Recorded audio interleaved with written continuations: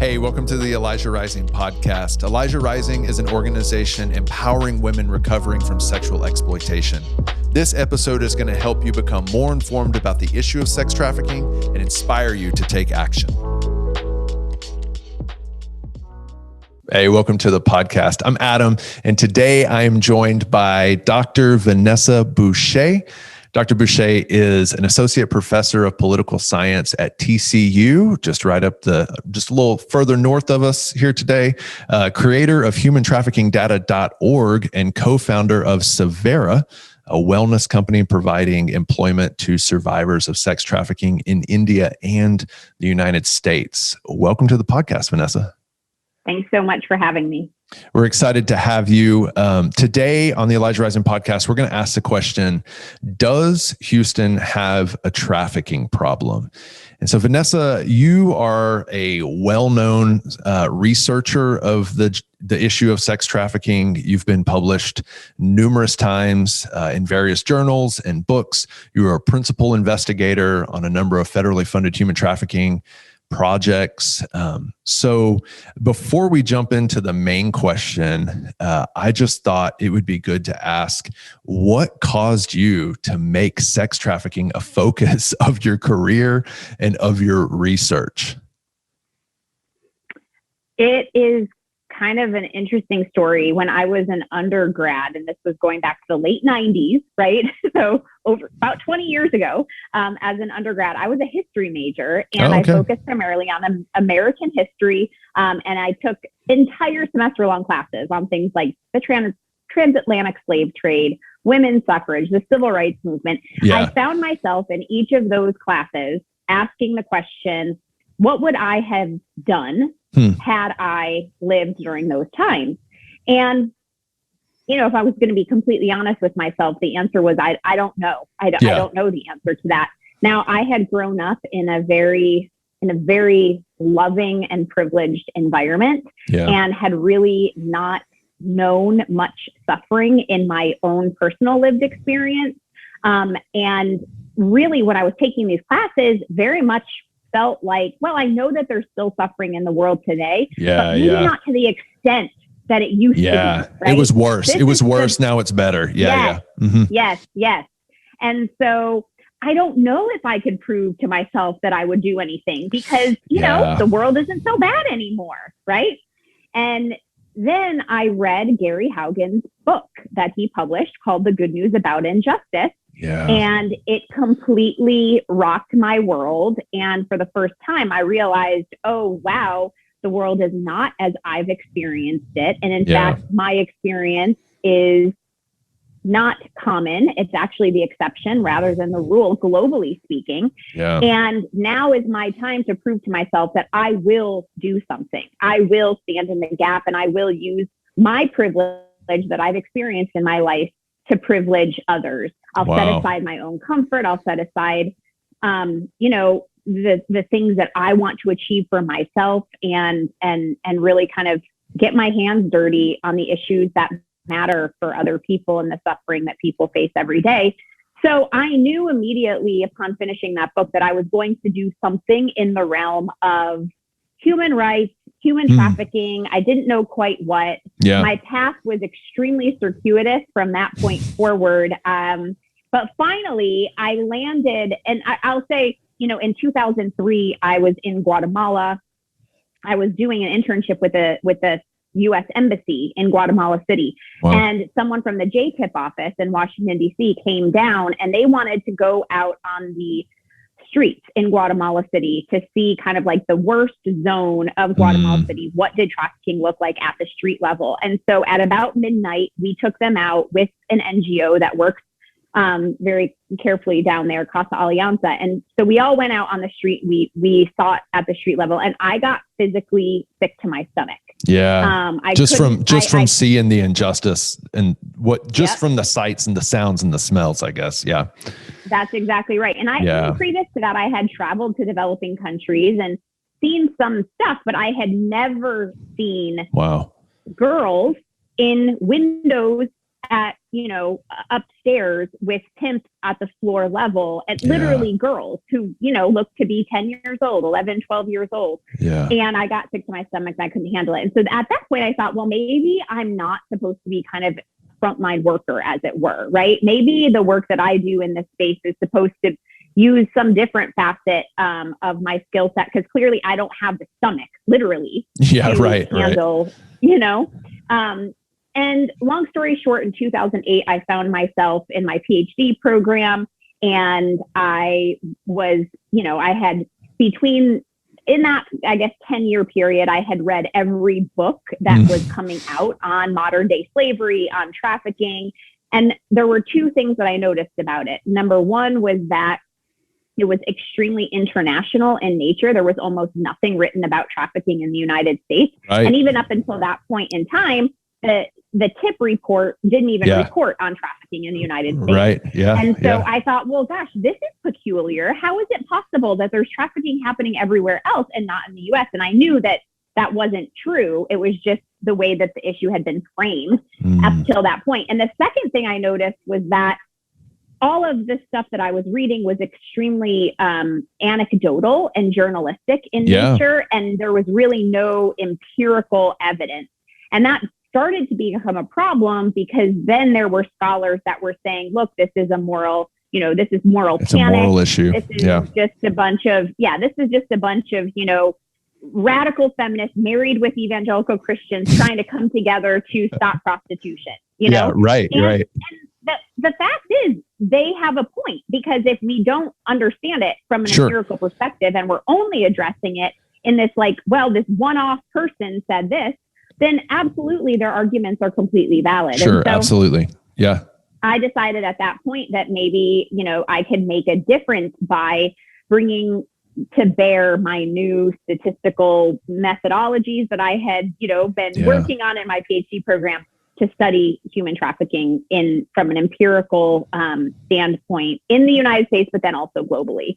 So that's kind of my trajectory. And it's even from there, it's taken many different pathways and many different routes, but that's how it all started. Yeah, I love that story, Vanessa. I mean, it's so fascinating for one, but it feels it's so cool to hear you say, like, well, I was, looking at history. I was informed by history, which caused me to think, like, that's history, but what am I going to do? What am I going to do right now, right here? Right. And then you start looking around, and it's like the data wasn't there. It was a lot of anecdotal, stories and things like that. And so here's how I want to respond to that, though. Like, I wonder, is that still the case? Like, I am familiar with your research. That's why I've asked you to come onto the podcast, right? But in my perception, in our perception here at Elijah Rising, doing this work, I've been doing anti-trafficking work for nearly a decade now, and it's still my perception that there is a severe lack of focused research on sex trafficking.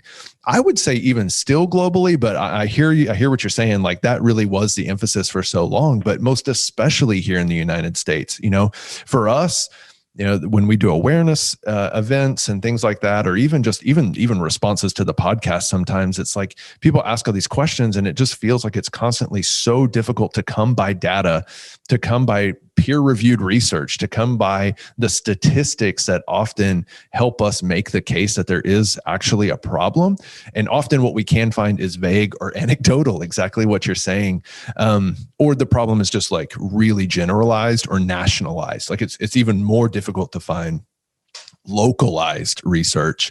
And so I got the question I was going to ask you, and I still want to, but I feel like I know what your answer is going to be now, but like, is that an accurate perception? Like, is this still a problem? And if so, like, what do you see as somebody who's in the field? Like, what do you see is, or are the biggest gaps in trafficking research right now? I definitely think that there's still a lot of questions that remain unanswered, for sure. Yeah. And there's so much research that still needs to be done.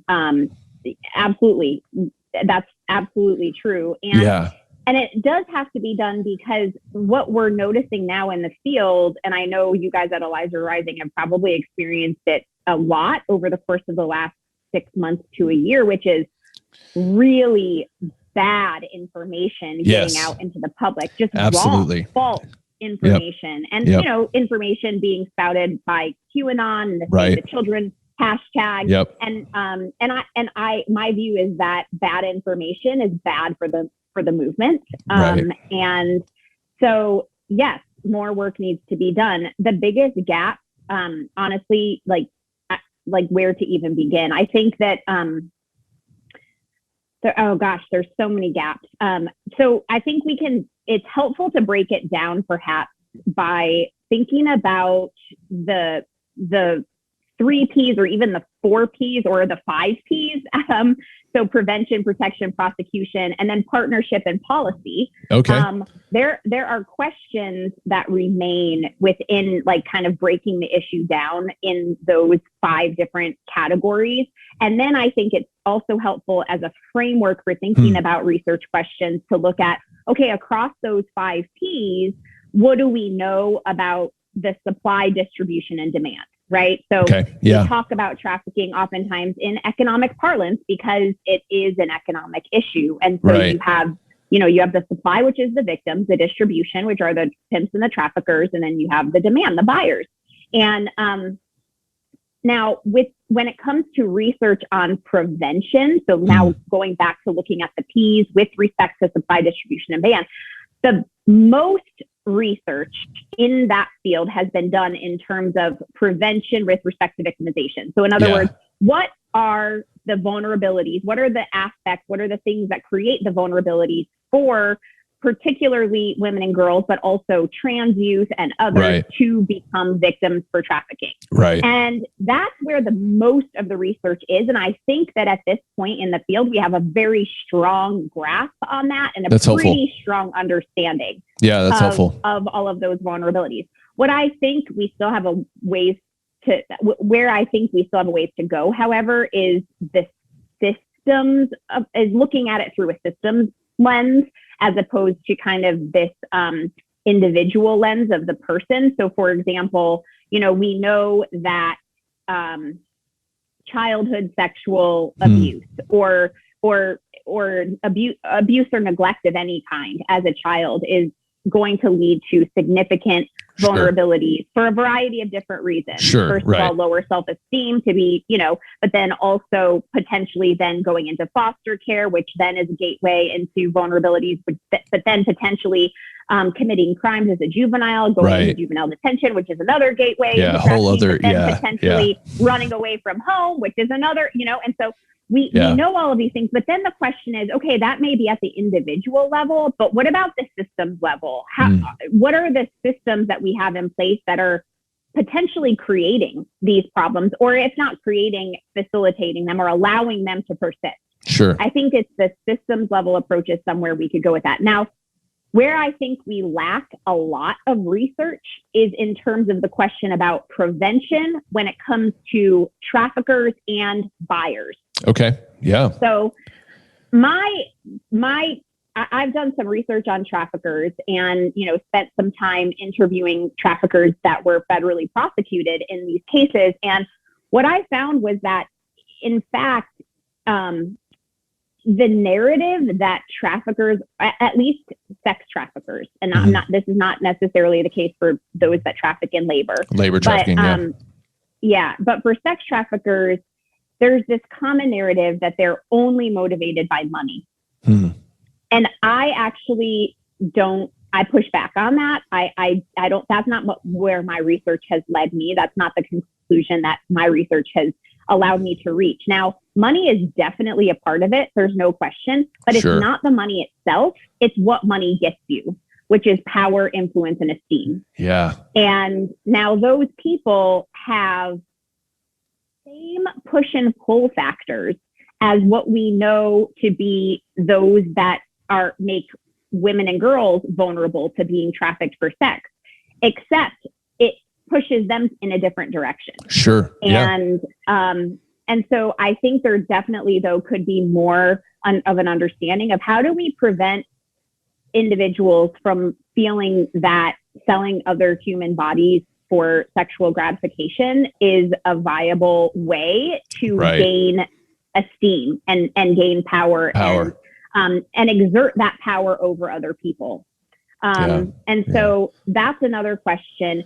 Same with buyers. And I think that, here we can, again, get into questions about childhood sexual abuse of boys and the extent to which that may create deviant sexual behavior as adult men, where they possibly, starts with pornography and that kind of serves as the gateway drug into purchase sex. And so there's not as much research on that. And I think part of the reason why is because it's so easy for us to demonize the traffickers and the buyers. And I think what we can all do a better job of maybe is like a more of a grace-based approach to say, they are victims of something too. That's right. Right. That's absolutely right. Yeah. And if we believe that, I'm a believer. And so I believe that, God is a God of redemption. I believe that he redeems. I think that that's what he does. And that's what he does really, really well. And if we believe that victims of trafficking can be redeemed, if we know the research and believe the research on the ways in which the brain can rewire itself. Yeah, that's right. And we have to believe that for the traffickers and the buyers as well. Yeah. So that's an area of research that I think there's a lot of questions that are not yet answered and that haven't been focused on. And honestly, I could go on and on and on about the research questions. No, I think that's excellent. I'll stop there. We actually almost focused on like gaps in research for the entire episode here when we were planning. And so like hearing you talk, I'm like, man, we probably could do like a whole second episode on like, let's just talk about that, what you were just getting after, you know what I mean? But because I've literally talked about one of the P's. Right. Yeah. You only got to one, which I appreciate so much. I mean, you speak from such a place of like such clarity, which I appreciate, and just experience. But I don't know if it was Dr. Melissa Farley who said this, but like one of the definitions we use for trafficking here at Elijah Rising, we're trying to help people understand the problem is like trafficking is the exploitation of vulnerability.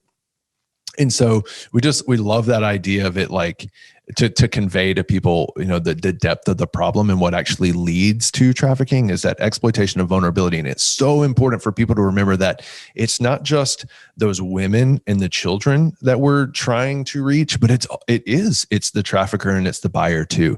We have to look at it as a holistic system, and attack it, work on it from every angle, which is really what you're getting at there.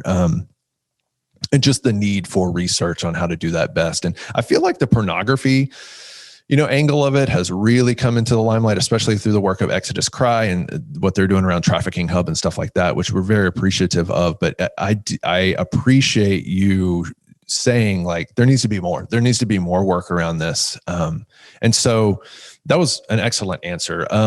Let me ask this in your research, because I know you've done some research around like public opinion and things. Do you think people in the United States, like maybe some people that are listening and watching us right now, do you think people in the United States really believe that human trafficking is a major problem where they are, like where they live? I think you're in Dallas, right? You're in the DFW area. We're in Houston, but pick any major city, pick any small town. Do people get it? I mean, do people think that they have a problem where they are? Well, so I did do a public opinion survey. We surveyed 2,000 Americans across the United States. And it was a relatively long-ish survey, right? And we asked a lot of different questions. One of the findings, which was fascinating, is that we asked them, how common do you believe human trafficking is globally? Yeah, right. Globally. And on a global scale. Globally, yeah. Right. Like across the world, do you think trafficking is a significant problem? And the vast majority of people said, yes, it's a problem. Of course. Then we asked them, how big of a problem is it in the United States? And they said it's less of a problem in the United States than globally, but it's still a problem. Then we asked them, how big of a problem is it within your state, within your specific state in the United States? Less of a problem than in the United States. And then how big of a problem do you think it is in your locality? Yeah. It's not a problem here, right? So it's like, it's not a problem here. It's maybe a problem here. It's definitely a problem here. And boy, is it a problem here, right? Yeah. And so the closer to home that it gets, the less people want to acknowledge that it is a problem. Why is that? Closer to them. What do you think that is? Like, what do you think the contributing factors are to that? You know, I have my theories around it. We weren't necessarily able to prove this empirically with the survey. Sure. But my theory is based on a different kind of NIMBY. You know, NIMBY is not in my backyard. Oh, which is the idea that, like, you know, we all agree that we need to put our garbage somewhere, but we don't want to have the sewage in our backyard, right? Right. And I think with trafficking, it's a different type of not in my backyard. It's a type of not in my backyard where it's kind of like, if it exists in my backyard, then that is acknowledging that there's something not right in my backyard. And I probably need to do something about it. Exactly. It comes real close to home. It comes to me and my actions and my choices. Yes, exactly. Yeah. And so that's what I think it's about. I think that it's in this space in particular, it's very comfortable to kind of other it. And so it's like, well, that's a horrible problem for them, you know? And so acknowledging that it's close to home means that there's something close to home that I'm not comfortable with. And if that's the case, then it implicates me to do something. Yeah, that's right. That's right. And I don't want to do something. I don't want to do something. Yeah. Because, because comfort and, fill in the blank. We're going to take a break in the podcast. And so when we come back on the other side, we're going to ask Dr. Bouche, does Houston have a trafficking problem? Hang with us. 4 years ago, we started making candles in my kitchen because we had a dream to empower women recovering from sex trafficking. After years of growing, changing, and perfecting what we truly believe to be the perfect candle, we now sell goods across the country that empower women who are recovering from sex trafficking. And we want you to help us so that we can give more jobs to women that are in our program. Go to shop.elijahrising.org and you can see some of the most amazing goods you've ever tried, as well as empower the next woman to have a future after sex trafficking. And we have a special code for all of our podcast listeners. Just use the code podcast when you check out for a special discount. Hey, welcome back. Okay, Dr. Bouche, let's ask the question directly. I know you're not in Houston right now, but does Houston have a trafficking problem? Yes. Great. State it simply. Yeah, I appreciate that answer. And that doesn't make Houston unique, right? I mean, everywhere has a trafficking problem. So just to say, not like point fingers at Houston. Houston has done a phenomenal job to try to tackle their trafficking problem. But yes, Houston has a trafficking problem. Yeah. So my personal first introduction to you was your work done a few years ago. I think in 2017, you and a colleague wrote an article published in the Journal of Human Trafficking. And the title was, I'm going to read it here, Estimating Demand for Illicit Massage Businesses in Houston, Texas. And so I wonder if you could take a little bit of time here to kind of tell us about the focus and the primary findings of that study. And then like a secondary follow-up question to that will be, why did you pick Houston for that? And so just to set the context a little bit first is, this is a study, Dr. Bouche is going to talk about this study if you're listening, if you're watching, but this is a study that has really, really informed the work of Elijah Rising. I mean, we reference it all the time. We use it in most of our awareness presentations, in all the ways that we try to mobilize the city to tackle the issue of trafficking. We point to this study, which is the main reason why I asked Dr. Bouche to come on the podcast today, was really to get to this study and to tell us about it. So what did you find? What was the focus? And then why Houston? So first of all, we found that the illicit massage industry in Houston, Texas, grosses approximately $107 million annually. That's a lot of money. So that was the big finding. Yeah.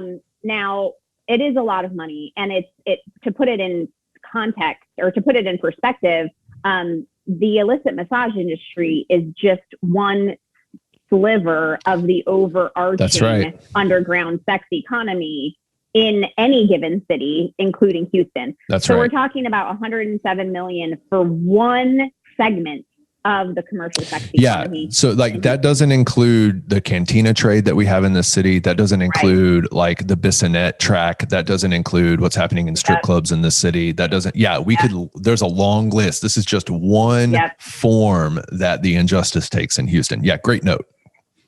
Yep. It doesn't include online prostitution. Right. So I think that that's really important to say, like, we can list out, as you said, we could list out all of the other venues of commercial sex and where we know sex trafficking takes place, and say, well, wow, if 107 million is just one aspect of it, man, it's a big economy. Yeah. So there, and we estimated that there's roughly 12 customers per day at each establishment. So that was kind of overall what we found. The reason that we did this study was, there were a couple different reasons. The first is that there's really not a lot of research on the illicit massage industry. And so that was one reason to kind of make a foray into that type of work, and specifically looking at that one sector.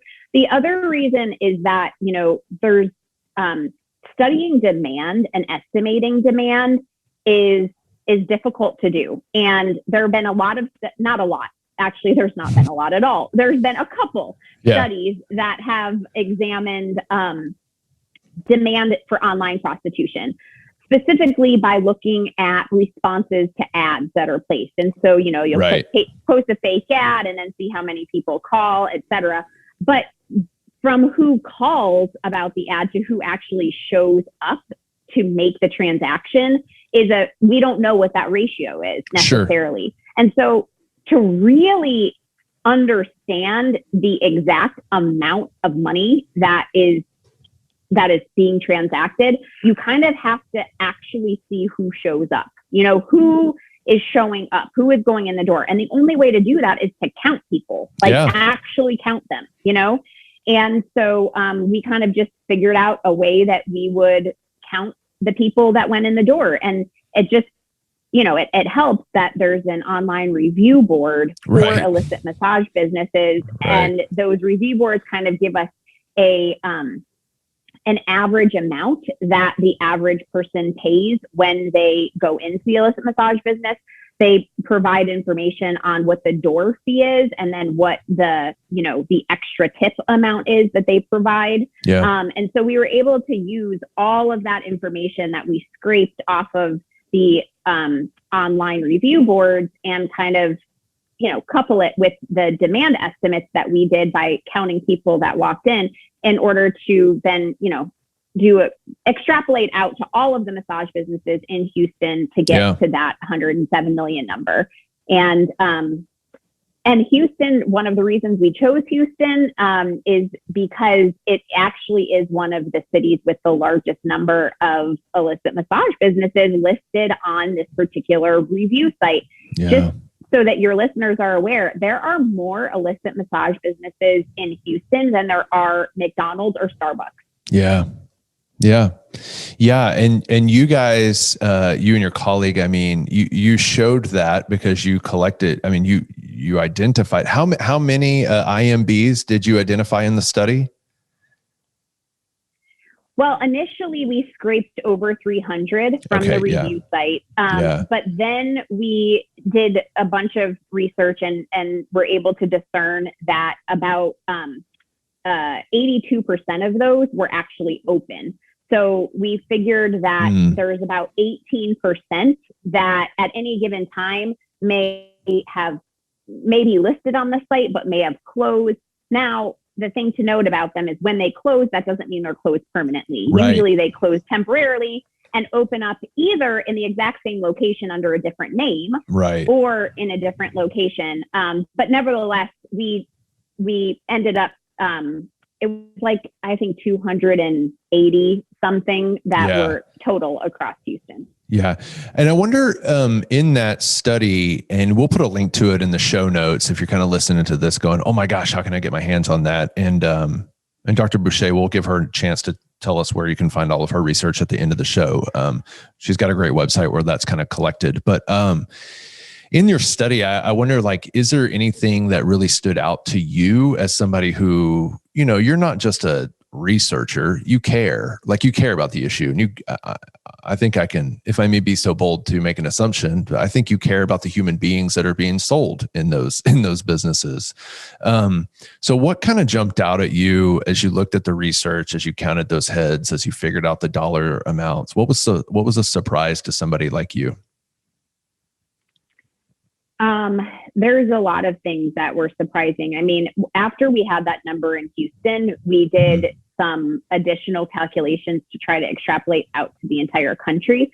And obviously, you know, there are some methodological issues with it. Like I would like to have a little bit more precision in doing that, but overall, this is over a $2 billion industry in the United States. Just the IMBs. Just the IMBs. I mean, that is shocking. That was shocking to me. So that was one thing. The other thing is thinking about the number of people that this affects. And so I estimate that there's roughly 25 to 30,000 women that are working in these establishments. And now these are women who may be here under fraudulent with fraudulent documents. They don't necessarily know whether they're here legally or illegally. Right. You know, they are most likely in some form of debt bondage to the people that brought them here, which is the whole organized crime ring. And I mean, this is a lot of people that are being impacted. Yeah. And then the other thing that I think is really shocking to note is looking at who's showing up to buy these services. And there's no profile at all. It's everybody from multimillionaires driving Porsches, literally. I mean, we've seen everything from Porsches show up in the parking lot to like beater cars, right? And everything in between. Yeah. Minivans. Wedding rings, not wedding rings. I mean, the whole gamut. And so it's the other thing that was surprising for me in Houston in particular, which actually has not been the case in every other city that I've done. So I've also done this similar study for Atlanta and for Denver. Yeah. And but in Houston, the high demand time was during the lunch hour between 12 p.m. and 2 p.m. in the afternoon. And so that's also really, really shocking to me and disturbing to think about. Yeah. I mean, it's men on lunch breaks. I mean, it's just, I mean, that's what that says, right? I mean, that's what that means. Yeah. And it is disturbing. It should be disturbing. And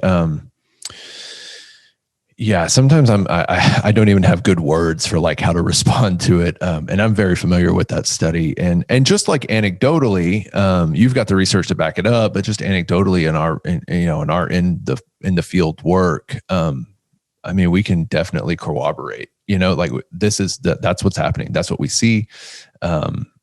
That's the truth. I mean, your research just confirms what we see with our own eyes every day.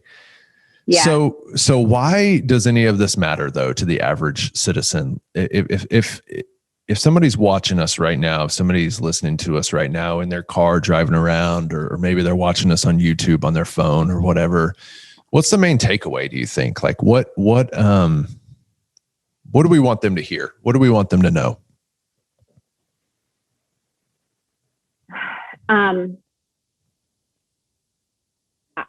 I to know that, oh man, honestly, where do we even begin? If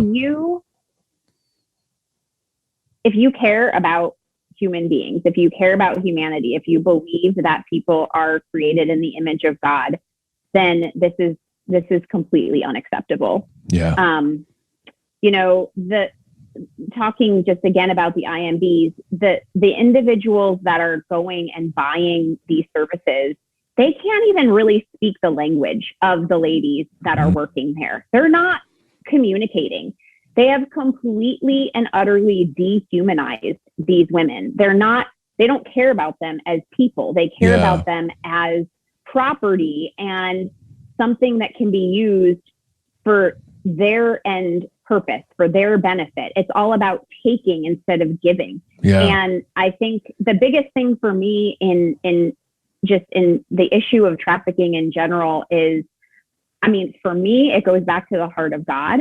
And if we live in a way that's reflective of Philippians 2, talking about how Jesus did not consider equality with God something to be, in one translation, it says something to be exploited. That's right. Which really speaks to me, because it says he did not consider his privilege, which, what a privilege. He was equal with God in heaven from the beginning of time. The highest level of privilege. Down to earth, the highest level of privilege that we cannot even fathom with our temporal brain. Gave that up. Did not consider it something to be exploited for his own gain, but came to earth, humbled himself in the form of a man, and then a bondservant to die on behalf of us. Yeah. And it's like, that is, and Paul is saying, that's our model. Live like that. Be like that, And it's like, he could have taken. Jesus was the epitome of someone that could have just taken, right? But no, he gave. He poured himself out. And I think that when we think about trafficking, it's all when it fundamentally, when you break it down, we can talk about the research, we can talk about the complications, we can talk about the gaps and all of these things. And it is complicated. It's very, very complicated. But when you boil it down and you break it down to its simplest form, it is people being exploited. Why? Because other people are taking from them for their own gain. That's right. And what is that? That is evil. that is sin. That is the exact opposite of how we ought to live. Yeah. And so, not to preach a message here, preach a sermon, but for me, that's what I want people to know. I want people to know that, we have a responsibility. Those of us who are privileged in a way, and I consider myself among them. I'm the first one to acknowledge that I have experienced immense privilege in my life. Do not use your privilege for yourself. Don't exploit your privilege, but pour yourself out for the benefit of those who really need your help. Yeah, that's right. That's right. And man, that is you brought it home. That's the whole deal. It's like, we can talk about research, we can talk about empirical data, we can talk about all these things. We can see the problem, we can point to peer-reviewed articles and journal publishings, but the point of the matter is, it's like people made in the image of God are being exploited. Like, that is the injustice. And even if that were only one human being, we should care. And we should, and if it's one human being in our city, we should care, and we should say it's unacceptable, and we should do something about it. So that's the story, right? That's the whole point of why you do what you do, and why we do what we do, and so many other agencies and individuals and concerned citizens, et cetera, et cetera. That was good. Yeah. I appreciate that response. So just kind of in closing here on the episode, I wonder if there's anything like we haven't covered that you think it's important for people to hear. Maybe that was the preeminent, statement that you just made there, but did we cover everything you think that's important? I think so. Yeah. Okay. I think that, we've covered a lot of ground. We've talked about the public opinion work. We've talked about, gaps in research about the illicit massage industry in Houston. So we have covered a lot of ground and boiled it all down. So yes, it's a super complicated issue, but at the end of the day, it's actually pretty simple. It is. Yeah. So how can we support your work, Dr. Vanessa Bouche? What are you doing? And this is kind of your spot, your space. So let the listeners and the viewers hear,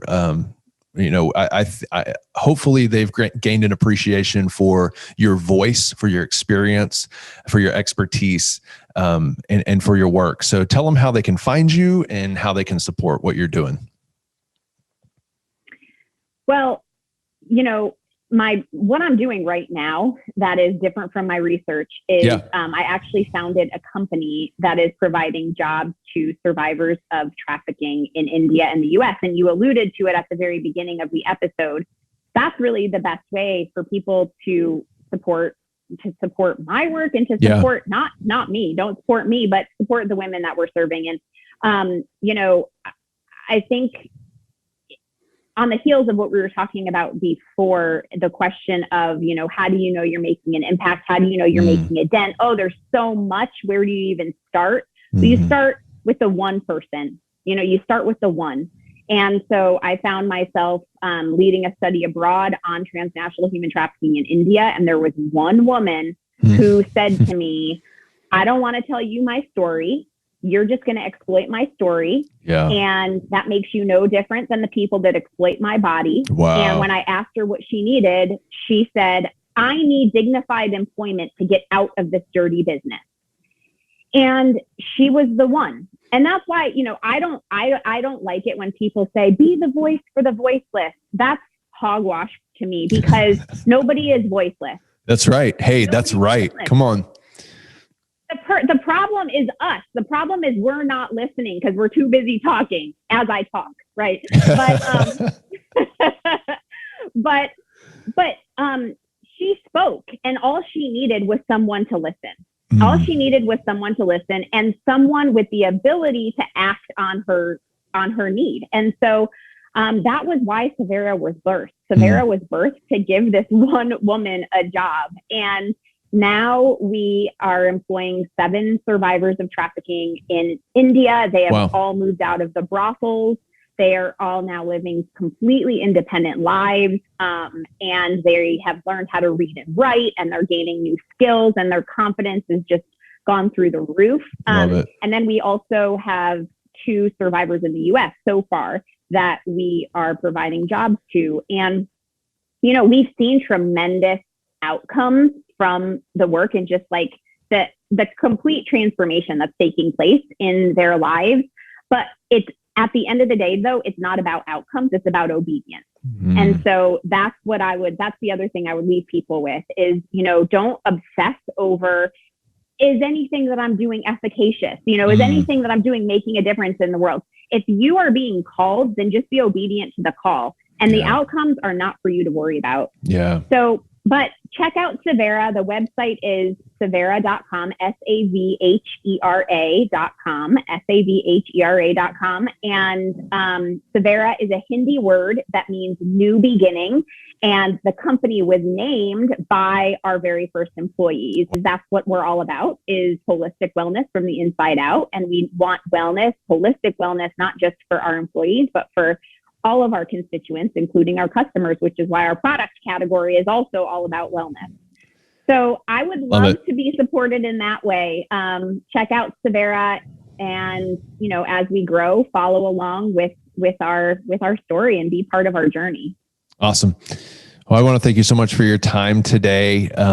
I appreciate you so much. We appreciate the work that you've done in so many different areas. And I just want to thank you for your voice and for giving your life to this issue. I mean, in multiple facets, right? You wear many hats, and I know your husband is passionate about this issue too. And so you guys are kind of coming at it as a family, and we appreciate y'all so much. So thanks for being on the podcast today. Thank you so much for having me. I appreciate it. All right. And we'll see you on the next episode of the Elijah Rising Podcast. Hey, thank you for tuning in to the Elijah Rising Podcast today. If you found any value in this content, we ask that you would help further our work by subscribing to this channel and liking this video. As well, we would love to know what you think. So go ahead and comment below if you have any thoughts or reactions or questions. We read them all and we'll respond to as many as we can. Thanks again for viewing, and we'll see you on the next episode of the Elijah Rising Podcast.